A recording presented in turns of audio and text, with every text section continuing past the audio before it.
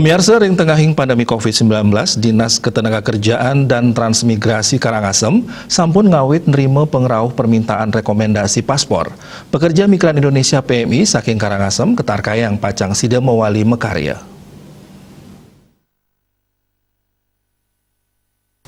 Kepala Dinas Kertran Karangasem Nyoman Suradnya mausang ya diastun sampun kajian tenang ngawit ngarianin rekomendasi nanging pikatan dane durung sida ngajan tenang indik wilangan PMI sane sampun utawi sane pacang melancaran ke dura negara.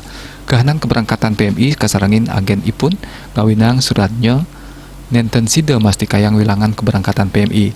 Sakewanten yeding selehin antuk ring instruksi Gubernur Bali Wayan Koster PMI sane pacang berangkat ke patutang antur piuning ke dinas sane mapaiketan. Pendikan ucap wantah mata tujuan sayandangan nyelehin pet prade kapanggih pikobat. Kementenan siu pekerja migran sampun mewali ke Karangasem ring tengahin bulan Maret warsane lintang. Samian mewali sangkaning wasana pandemi COVID-19. Akehan ipun makarya ring widang pariwisata, spa mewah kapal pesiar.